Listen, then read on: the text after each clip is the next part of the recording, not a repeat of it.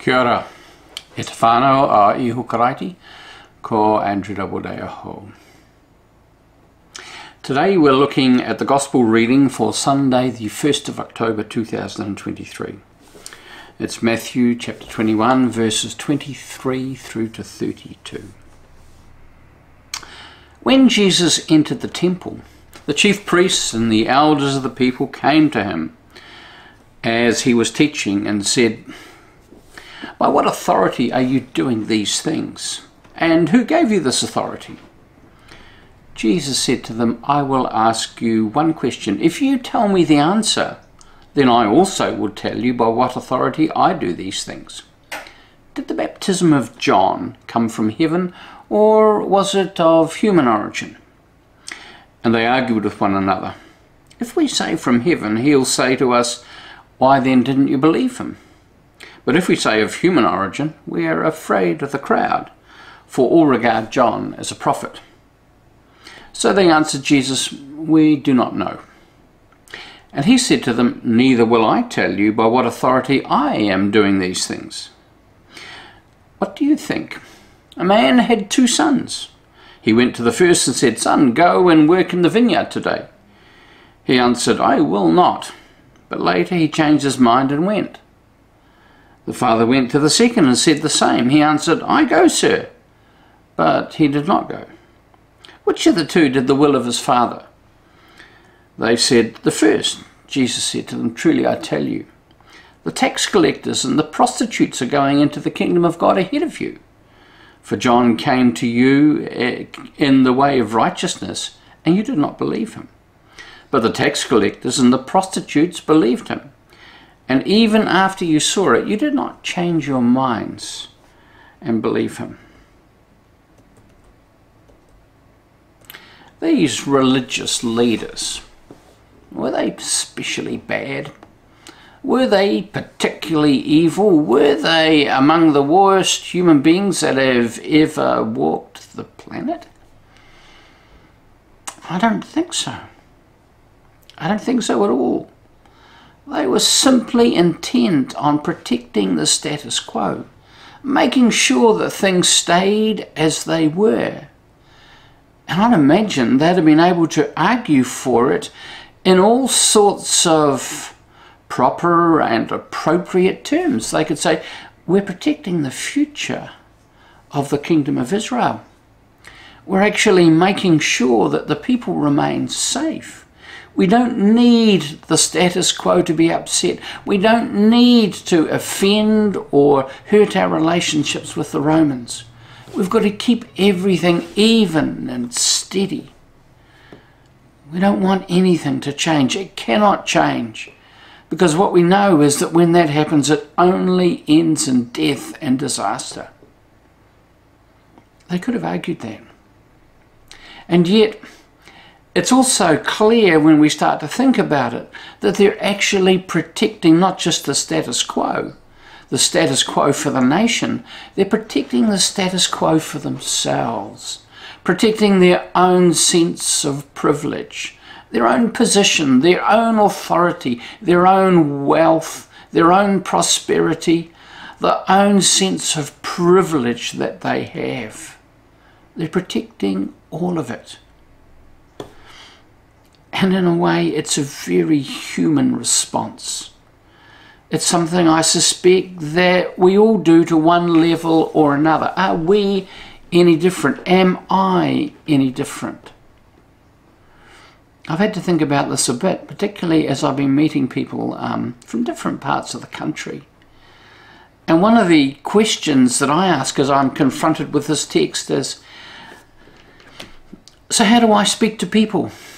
And the reality is that I kind of follow the advice of Paul where I can about being all things to all people.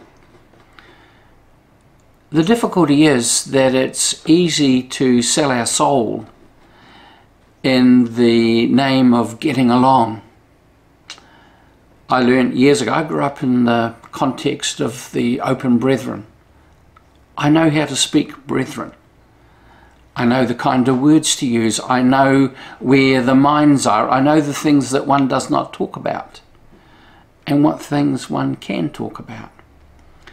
And try to be a little bit prudent about that. I think I know how to talk Baptist. I know how to talk Presbyterian. I think I might even know how to talk Anglican at times. Talking Methodist can also be challenging, depending on where one is, looking at the kind of congregation, the kind of people that we're with, and what it is that they'll be opening to hearing and what it is that they won't. And all this is at one level appropriate, but also at another level it can be dangerous. Because as I've sat with others, I've also been aware of some mirroring of myself, is that sometimes we will support positions that we intuitively know are not the places we would like to land if we had total freedom. I was a pastor for 26 years in a church in Christchurch. People that I loved, and some of them even loved me. But there were places I wouldn't go. There were things that I wouldn't say, things I wouldn't do, simply out of love and respect for those people. Certain positions that I might hold that I think that they were kind of aware of, but I wasn't going to make a deal of it, simply because it felt like it was going to be too hard for them. But also there's a kind of moral cowardice involved on my part, because I like to be liked. I liked being there. I liked them. I liked being with them. Am I really too much different from these religious leaders, simply protecting the status quo, simply protecting their own sense of privilege? I think for many of us that if we were able to be totally, absolutely, 100% true to ourselves, we might want to be living in a different kind of universe than the one that we are. And so life is full of compromise. It is full of making concessions that we might not want to if we could avoid it. I'm wanting to suggest in many ways that we might not be too different from these religious leaders. They were well educated, people who knew the law, people who knew what it was that God required, and would have been, on the whole, doing their best, I would have thought, to fulfill those requirements. And yet they were missing out. And the advent of John the Baptist and then of Jesus presented threats to them.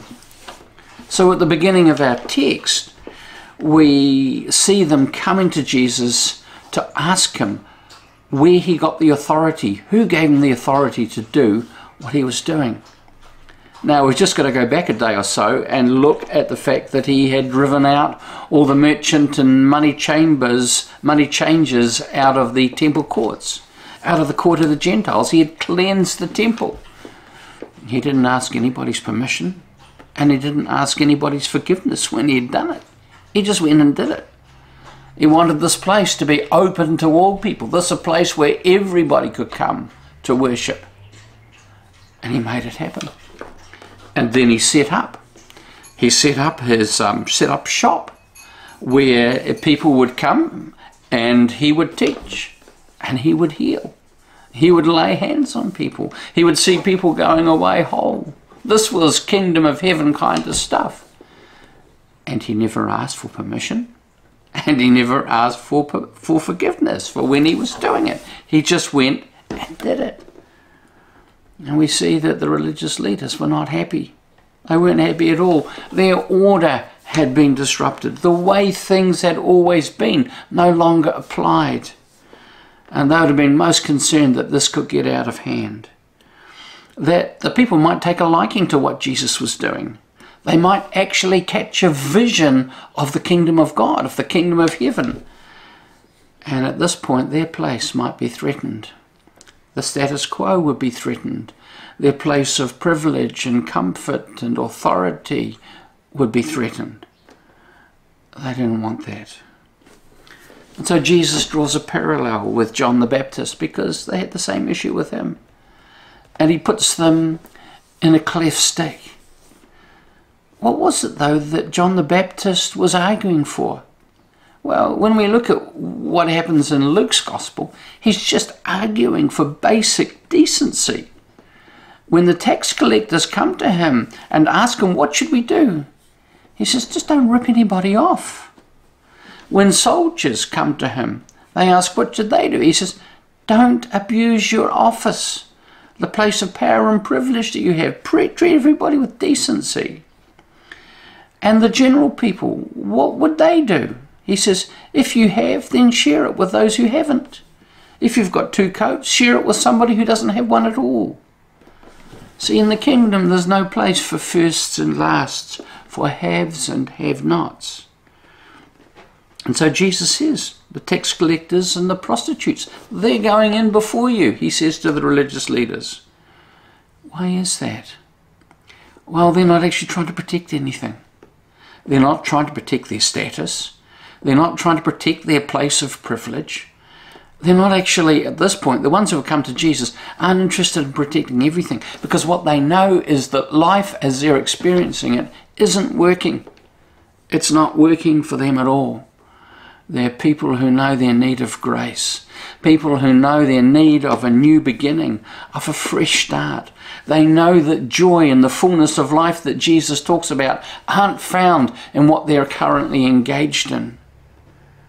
And they're looking for a fresh start, a kingdom of God kind of start, a place where they're accepted, where they're loved, a place where they're known, a place where they're received simply as they are for who they are. And it's to Jesus they turn. And it's in Jesus they find acceptance, they find dignity, they find healing, they find the possibilities of a new beginning. Not one that's rooted in pride and in prosperity and wealth, but one that's rooted deeply in the love of God and knowing that they are held in dignity and strength and in grace.